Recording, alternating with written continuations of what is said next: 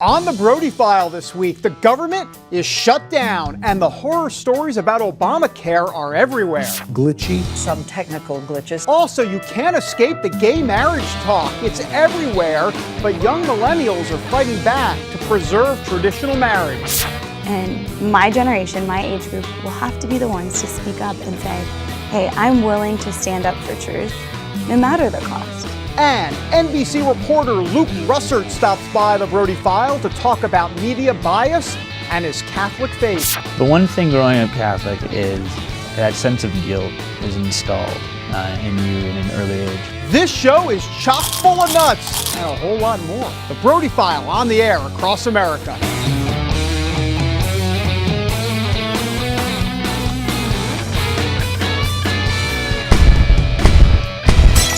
And welcome everybody to the Brody File Nerve Center. I mean, this is where the magic happens. Now, we are monitoring events by teletype and old phone lines. As you can see, we are up to date on today's technology to serve you. Of course, the big story is still the government shutdown.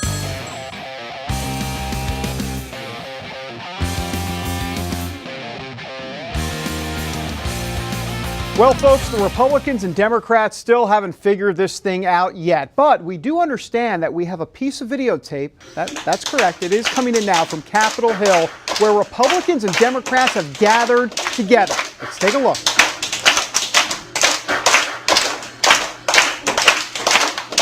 Sorry about that, I think we just showed you a bunch of kindergarten kids, but actually it's the same thing as showing you politicians on Capitol Hill because, hey, that's what both sides look like at this point.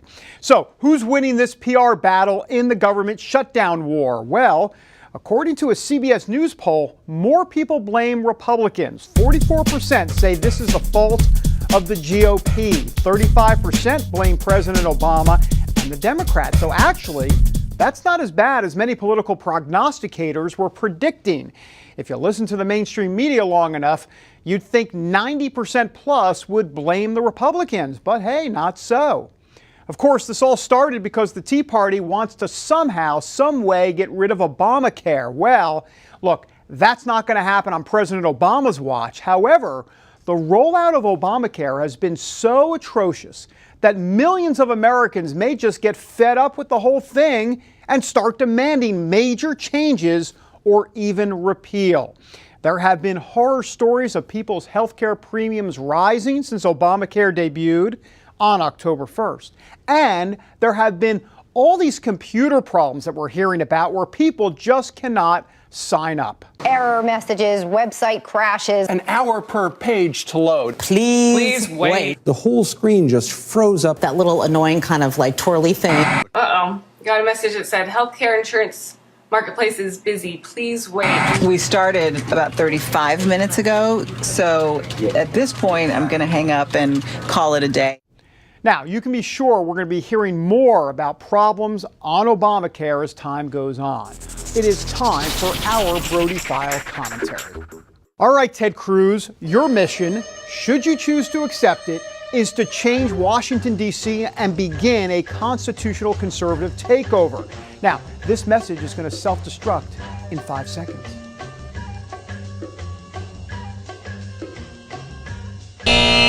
Ted Cruz and his Tea Party colleagues have a long way to go in their efforts to accomplish this mission. I mean, this is not a mission that can be solved in a 2-hour motion picture like Tom Cruise, not Ted Cruz. This fight will be measured in years, maybe decades. Now, if you listen to the mainstream media and the GOP establishment crowd long enough, you would think that Cruz and the other political wacko birds are destroying the GOP because they say that the only mission Cruz is accomplishing here is sending the GOP into political oblivion. Now, on that point, they may be right, but guess what? That actually may be a good thing.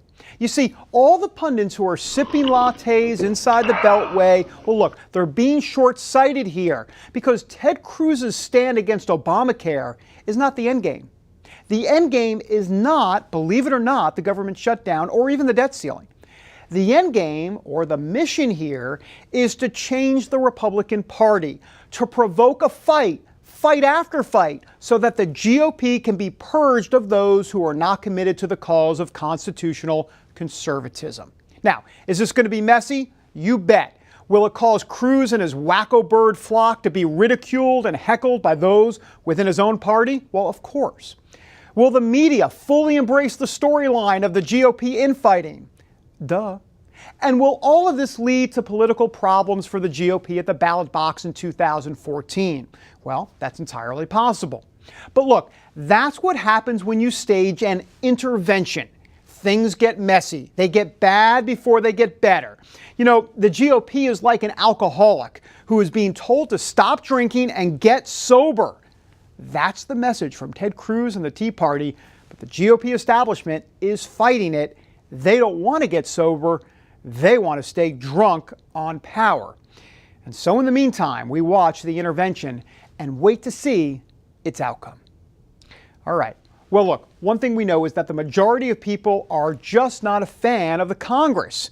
Caitlin Burke is out talking to people about all of this and how they're doing. Caitlin, what did you find out? That's right, David. As this government shutdown drags on and the debt ceiling deadline approaches, Congress isn't getting very high approval ratings. If you had to rate Congress right now, what would you give them on a score of 1 to 10? Wow.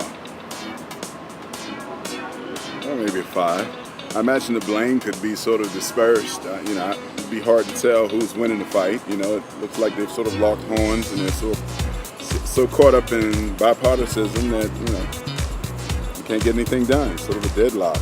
Pretty low. 3. 0. All right, care to elaborate? Needs to get finished. We need to have people back at work. The government shutdown is in its second week. The debt ceiling deadline is coming up. If you had to rate Congress right now on a scale of 1 to 10, what would you give them? Really? They should, come on, grow up. 2. Yeah, a 2. How come? Most of Congress is not doing their job. The point of electing officials to represent you is to indeed represent you. I believe I read a quote online where it's now more socially acceptable to be homosexual than to be a congressman. And I think that's completely true. If you had to rate Congress right now on a scale of 1 to 10, what would you give them? I would give them a 1. That's what they earned. Fair enough. I just need you to rate Congress for me on a scale of 1 to 10. Oh, don't ask me. I'd say they should be shot for treason. Well, there you go. All right, thanks, Caitlin. Coming up next on the show, fighting to save traditional marriage, how some young millennials have their boxing gloves on. Back in a moment as the Brody File rolls on from D.C.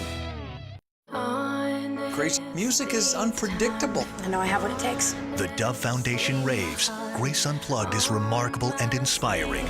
This is not about the music. It's about everything else that goes with it. Dad, were you watching me? A moving and meaningful film. This book, his words shook me. It was like my whole world. That parents and teens should see together, says Focus on the Family. What are you gonna do? You're gonna drag her back home? Yeah, I might. I think maybe you're fighting God. Just stop running. Grace Unplugged, rated PG, now playing. If you had a choice between going bald and a full head of hair, which would you choose? Advances in medical science have resulted in the world's first and only permanent solution to hair loss. Yes! You wash it, you cut it. It's your own real, naturally growing hair. When it comes to hair restoration, no one in the world has more experience than Bosley. The results look completely natural and are affordable on nearly any budget. But the entire process can't be explained in 60 brief seconds. So to find out more about this clinically proven and permanent solution to hair loss, call now to receive your free no-obligation information kit. It'll answer all of your questions about hair loss and hair restoration. Plus, we'll also send you this $250 gift certificate just for calling. Every day you wait, you're losing more hair. So don't put it off any longer. You owe it to yourself to find out the facts. Choose hair. Choose Bosley. Call 800-868-9957. That's 800-868-9957. Grace, music is unpredictable. I know I have what it takes. The Dove Foundation raves. Grace Unplugged is remarkable and inspiring. This is not about the music. It's about everything else that goes with it. Dad, were you watching me? A moving and meaningful film. This book, his words shook me. It was like my whole world. That parents and teens should see together, says Focus on the Family. What are you gonna do? You're gonna drag her back home? Yeah, I might. I think maybe you're fighting God. Just stop running. Grace Unplugged, rated PG, now playing. And we're back here on The Big Show. Time now to discuss gay marriage. Please, no! No! No! No! I am sorry about that. Apologies to Michael from The Office, but look, we've got to discuss it. Folks, the reality is that as each day passes, more Americans are becoming comfortable with gay marriage. It's true, the numbers don't lie. In a Gallup poll, people were asked the following question: do you think marriages between same-sex couples should be recognized by law as valid, just like traditional marriages? Well, 54% of Americans said, yeah, they should be recognized as equal. 43% said no way. And by the way, back in 1996, only 27% thought same-sex marriages should actually be valid under the law. So look how far the gay rights movement has come. Now, when it comes to younger people supporting gay marriage, the percentage, hey look, it's even higher for those people 30 and under. It's a whopping 74%. Those are the folks that say gay marriage is okay. And so this is what we want to explore further. Believe it or not, there are actually some young evangelical Christians involved in public policy that are trying to fight the good fight. One of those folks is Alison Howard. She's communication director of Concerned Women for America, and she is in her 20s, and she goes around speaking at high schools and colleges all across America about the virtues of traditional marriage. Now, the mainstream media will tell you that people like Alison are hard to find, but here's what she had to say a few months ago at a rally on the Hill in support of traditional marriage. I want to take a minute and talk to the grown-ups in the room for a second. Do not give up on us young people. I'm going to say it again. Don't give up on us young people. The media will tell you that I don't exist. Well, I'll be the unicorn. I do exist. And I believe in the marriage between a man and a woman. And Alison Howard joins us now. Alison, thanks for joining us. Thank you for having me. On the Brody File, as you can see. Yep. Hey, very self-centered. I like the set. Well, we like self-centered here at the Brody File.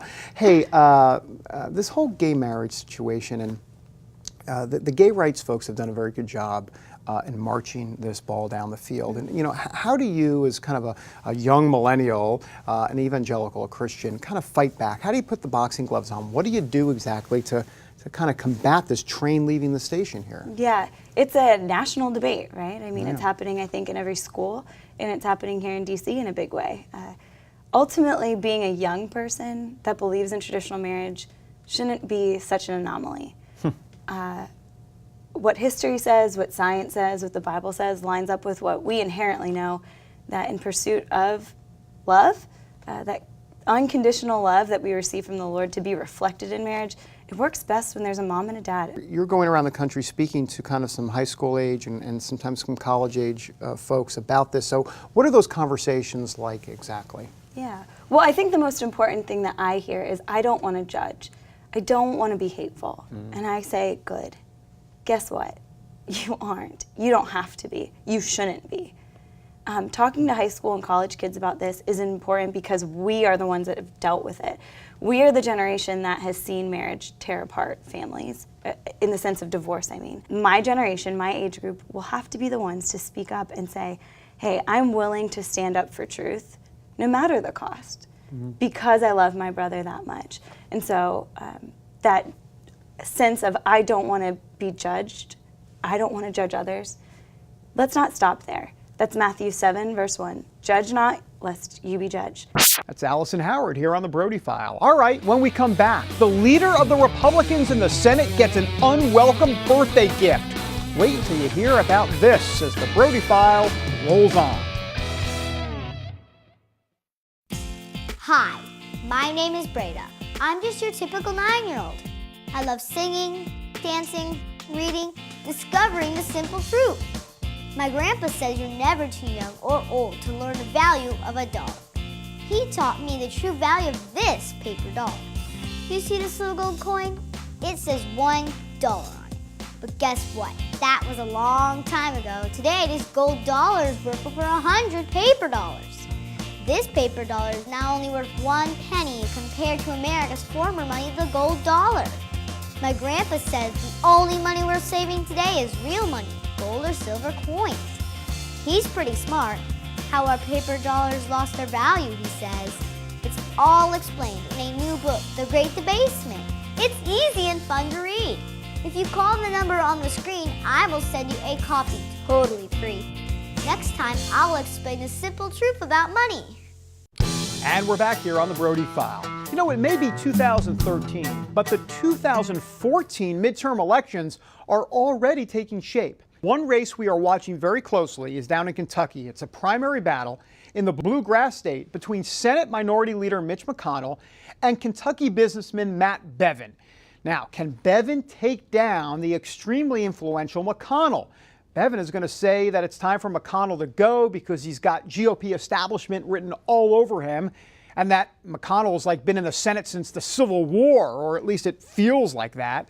Here's an ad Bevin's staff created wishing Mitch McConnell a happy bailout birthday. It's pretty clever. I want you to take a look.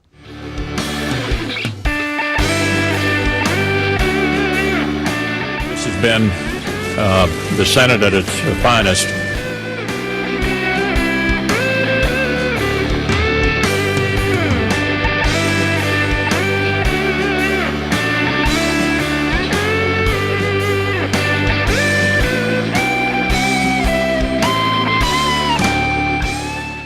Now, while McConnell will have to deal with Bevin, he's actually looking past him.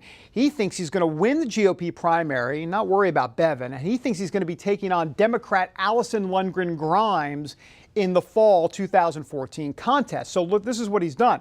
His campaign has come up with this catchy ad against the Democrat Grimes. Have a look. I want to thank me. I want to thank me. I want to thank me. I want to thank Alison Grimes. What? With Alison Grimes. What? With Alison Grimes. What? With Alison Grimes. What? With Alison Grimes. I am a lifelong Democrat. I am in the right party. Democratic values.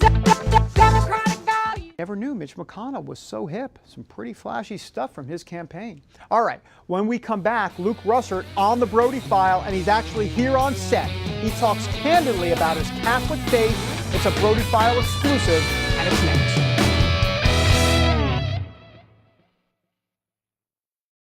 Attention sleep apnea patients. Are you tired of the expense and hassle of getting your CPAP and BiPAP supplies? Are you fed up with dealing with ill-fitting, leaking, or worn-out masks and straps? Are you worried about the effects that unsanitary tubes, cushions, and filters have on your health? If you said yes to any of these questions, Allied Medical Supply Network has the solution to your problems. You could qualify to have your supplies regularly delivered right to your door at little or no cost to you. That's right, no more inconvenience, no worn-out masks and straps, no more unsanitary equipment, just restful sleep. Call Allied Medical Supply Network today to determine if you may qualify to receive your fresh, brand-name supplies at little or no cost. Don't delay. Call us now to see if you are eligible to save money on regular delivery of your CPAP and BiPAP supplies. Call 1-800-815-9947. That's 1-800-815-9947. Or go to cpapsupplyhelpline.com. And we're back on the Brody File. All right, time for a little Catholicism in this segment. Hey, raise the roof. Can you raise the roof? Anyhow, how is Pope Francis doing? I mean, is he popular with American Catholics? The answer? Yes! Yes! Yes! Yes! Yes! Yes! The answer is yes. Yes, yes, yes, yes, yes. And by the way, no, those people, by the way, that you just saw are not American Catholics. But the Pope is popular, despite some of his controversial statements where he says that the church should focus less on the hot-button social issues. Well, here's how the numbers break down. 89% of American Catholics have a favorable view of the Pope. Only 4% don't. Nearly 7 in 10 American Catholics actually say the church has become too focused on same-sex marriage, abortion, and contraception. The poll also reveals that 60% of American Catholics support, that's right, support same-sex marriage. And that support is larger than from all American adults. In other words, more American Catholics support same-sex marriage than the average American adult. Now, we've got a guest for you, and he's Catholic. What a shock. Nice transition. NBC reporter Luke Russert, a faithful Catholic. He goes to Mass religiously, no pun intended, and is not ashamed at all to talk about his faith. Russert is covering Capitol Hill for NBC, and he, of course, is the son of the famed broadcaster, Meet the Press host Tim Russert. He stopped by our Brody File studios recently to talk about politics, the media, and yes, his faith. And Luke Russert joining us here on the Brody File. Luke, thanks for joining us. Thanks so much for having me, sir. Appreciate it. Now, let me ask, all right, let's talk about media for a moment. Sure. The media. You're up on the Hill. You see how the movers and shakers, and I'm talking about from a media standpoint. I mean, conservatives love to bash the media. They love to. What has been your experience about kind of the latte sipping crowd, as we call it? You know, there are a lot of folks that becomes somewhat of an echo chamber up there. Is there some truth to that, or what is your sense about how the media covers politics specifically? I think we're in a very interesting time for media coverage of American politics because of the ascension of technology into how the coverage is actually dictated. And I say that in the sense now that Twitter has become such an important tool where there is no longer this news cycle that we used to have, right, where the morning news and the evening news, it's now 24/7. And you have cable news, but you really have Twitter, which is the news cycle that never sleeps and never stops. And one thing as a journalist that I'm always very concerned about is that conventional wisdom can grow from Twitter, and it becomes sort of this Twitter blob where every journalist sort of thinks, okay, this is how we should report on this story or cover this story because that's what I've been reading on Twitter. So that's something where I sort of see in politics is a real concern, I think for a lot of people, is that we do not allow enough time to really investigate the facts. Joe Friday, just the facts, ma'am, that we're so concerned with the speed brought on by the technology that we take what is said on Twitter, in some cases too seriously, and just sort of move with that and believe that to be the story, instead of really making the phone calls, talking to people, and investigating. Too much of journalism now is done through email. Yeah. It's not even done on the phone anymore. I want to talk to you a little bit about your Catholic faith. Sure. I know it's important to you, and I kind of pull a page from your father's playbook. Here's a quote that you said back in, no, I'm just kidding. Here's the quote: faith, guilt, and charity. Growing up Catholic, I've always considered those three ideas to be the hallmarks of my religion. Curious what you were meaning by that. You go on to explain it a little bit more, but to tell our audience a little bit about growing up Catholic, if you will. Well, it's an absolutely fascinating faith, and it's one that we have 1 billion Catholics around the world. And post-Vatican II, there's so many different strands of Catholicism, I call it, and it really comes down to how your parish operates. But the one thing growing up Catholic is that sense of guilt is installed in you in an early age. And what I try to explain to people is there's this idea of the hard right over the easy wrong, which is interestingly enough, it's this phrase I learned at St. Albans, which is a Protestant school, I went to high school, but it very much I think applies to Catholicism. And growing up, I went to Sunday school from a young age, all the way through confirmation, went to Mass every Sunday. I still try and do so. But you're sort of born with this idea in the back of your mind is what I'm doing, is what I'm saying, is it beneficial to my fellow man? And am I reflecting proudly, not only upon my faith, but myself and my family? Not to turn it into a reality show or anything like that, but I got to ask you, there's something, I guess you have somewhat of a tattoo there. Now look, I've done research, I'm a journalist. Right on. Luke 12:48. To whom much is given, much is expected, yeah. Tell me why. Why is that there for you? To me, I don't think there's any passage that, for me personally, illustrates what my faith is about. And for me, and what my journey is in this life, what my calling is. I'm someone who's been extraordinarily blessed, given opportunities that do not befall amongst most people in this country and in this world. And it's something that I remember that was what my father said, is you're always loved, but you're never, never entitled.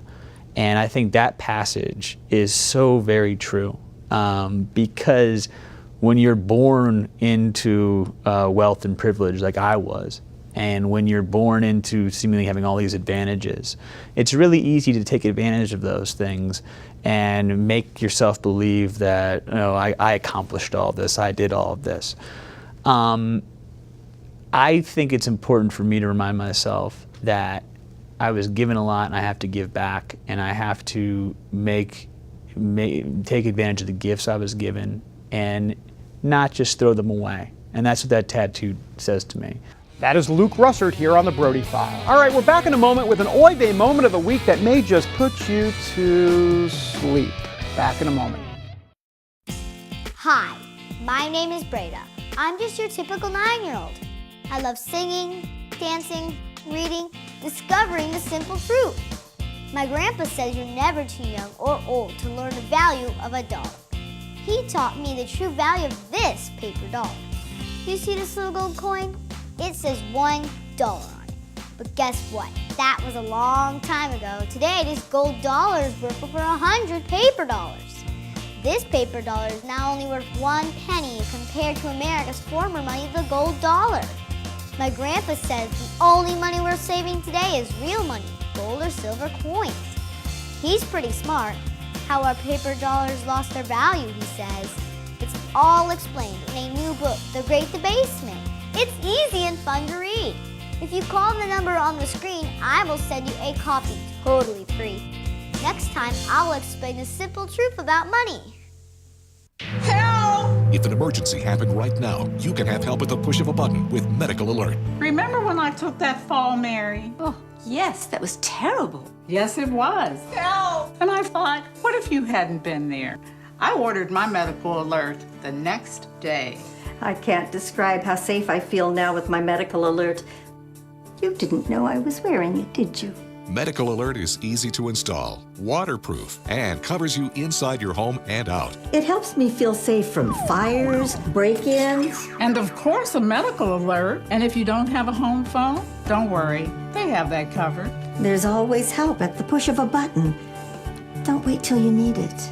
Get Medical Alert for less than $1 a day. There are no long-term contracts. Order now and get your second button free. Call for your free brochure. For your free Medical Alert system with second button free, call 800-575-8507. And welcome back to the show, everybody. All right, look, there are 3 certain things in life: death, taxes, oh, and yes, the Brody File, Oy Vey moment of the week.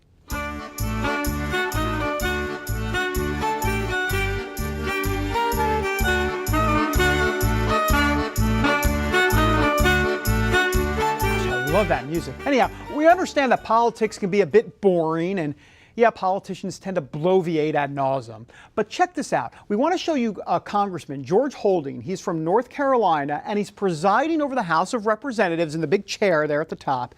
And it was during a 45-minute speech from a fellow Republican, Congressman Louis Gohmert, when he did this. It's about trying to do what's right for the whole country. And if your heart doesn't break. Can we watch that again? There it is. Yes, sleep cam in the U.S. House. Way to go, Congressman Holding. Perfect Oy Vey moment of the week. You know, the only thing more embarrassing than that is this woman who falls asleep at work, but watch what happens at the end.